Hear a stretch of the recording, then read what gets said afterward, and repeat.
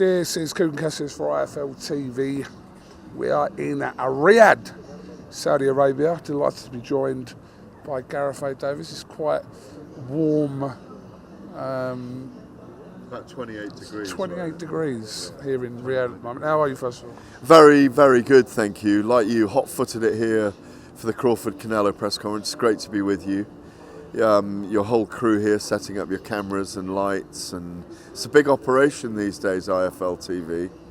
I'm loving it. I'm delighted to be here with you, my friend. I'm on my own, just like you, Gareth. The loners of the boxing media world. Indeed. Look, it's great to be here for Canelo and Crawford. Looking forward to it in the morning. We've got all day with them tomorrow, afternoon, evening, and then a very late press conference to coincide with the American audience and the UK audience, 2 hours ahead here of the UK. Looking forward to seeing both guys. Big fight. It was a fight, I suppose, a year ago, a couple of years ago, if you ever thought of the prospect of Canelo taking on Crawford. It come under a fantasy fight bracket, the weight difference, etc., and we never really saw it realistically happening.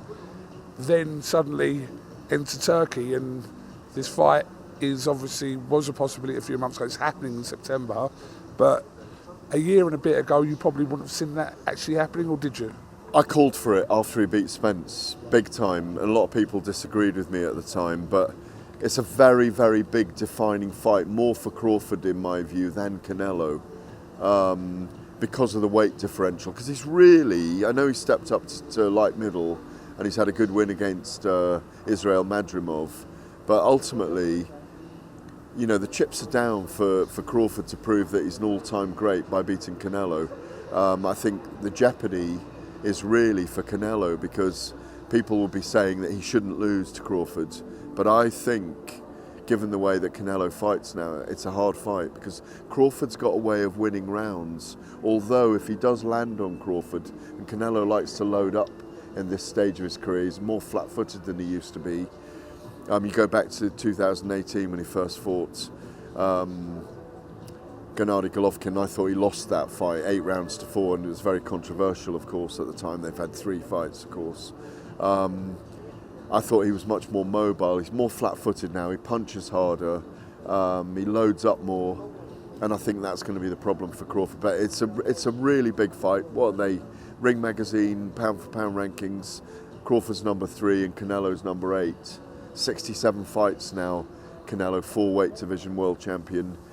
Crawford's come up since we first saw him in Scotland against Ricky Burns at lightweight, and he's matured with his 41 fights and undefeated. Fight I'm really looking forward to. Like being around these two guys as well. I think one of the big issues they might have is neither man's really a trash talker. They've clearly got deep respect for each other, and I can't see them winding each other up.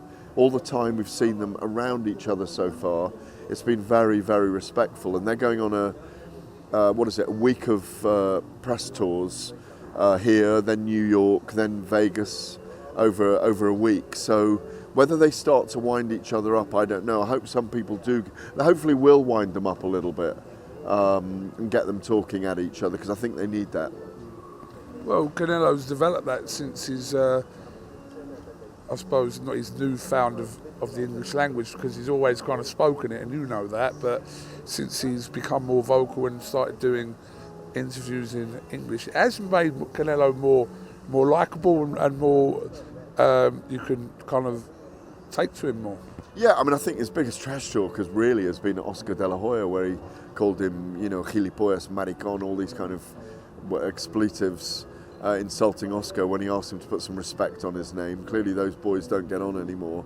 But I think Crawford's never been a wind-up merchant, so I doubt whether he's going to get under Canelo's skin. He likes to do his talking in the ring, but like I said, I do agree that since Canelo's become more confident in speaking English, he endears himself to you. You know, he's got a very strong brand of "you motherfucker." But I don't know if Eddie Reynoso's out with him as well. But as I say, the pressure's on Canelo in this fight, because if Canelo wins, people go, weight divisions for a reason. But if Crawford wins, it does affect the legacy, in my view, of Canelo. Who are you picking at this stage? I think Crawford on a narrow points decision victory if he doesn't get caught too much by Canelo. If it's a really brilliant fight and close, they'll probably do it twice. You know, we know Canelo's got a 4-fight deal with Turki Al-Sheikh, and it's amazing to think that if Turkey hadn't stepped in at the 11th hour, or was Canelo pulling strings by agreeing that he was going to fight Jake Paul, that would have been a peculiar one, wouldn't it? Really peculiar fight that would have been. Would Canelo have just played the game with Jake Paul and not battered him around? Because for me, he would have knocked Jake Paul out if he was boxing properly. I mean, I personally believe that fight was so close to happening. I think without, like you said, that 11th hour intervention at the very last minute to kind of halt that fight, I believe, would have happened. I think it would have. But you've also got to look at the fact that Turki Al-Sheikh was after signing Canelo at the time as well. And, you know, was it a ruse? Were they playing to get Turkey in the mix? Would Canelo have played the game with Jake Paul? He knew he would have earned 50 million for it. We know what the numbers were when Mike Tyson and Jake Paul fought, 65 million on Netflix live, 115 million all told in the end when all the numbers were in. You know, Jake Paul can call out anyone because he's got that pull and he's got the jeopardy of everyone wants to see him get knocked out. I don't think it'll happen against Julio Cesar Chavez. When is that? The week after next? It's next week, yeah. Yeah, that would have been a very peculiar matchup. But I like this matchup. I've always called for it. I do think the comparison is Marvin Hagler against Sugar Ray Leonard. Obviously, Leonard beat Hagler, the late, great Marvin Hagler, the marvellous Marvin Hagler.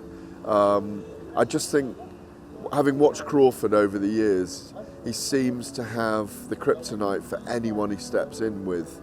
And he's just so clever at winning rounds. I could be completely wrong, and he may be completely overmatched against Canelo, but I'm at this point, I'm picking Crawford. I'm going to have a good look at them tomorrow, up close, see how they are. Obviously, there's not much height differential, and Crawford's thickened up, he's got bigger. We know he's successful at light middleweight. I really rate Israel Madrimov.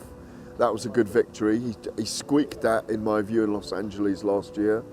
But yeah, it's great to be out here for it. It's a big fight in September. And I'm glad it's Vegas. And I do think they'll pull off the Allegiant Stadium. I think we'll get the biggest crowd ever in Vegas for it. The numbers online, I'm not sure about. It all depends on if the Mexican market is all watching Netflix as well, rather than it be on Mexican TV, because Canelo obviously gets a massive millions and millions of audience, but I don't see them breaking, I don't know if this is the right comparison, but I don't see them breaking the Netflix numbers for Jake Paul and Mike Tyson. But this is a pure fight, as I say, between number 3 and number 8 pound for pound on the Ring Magazine rankings.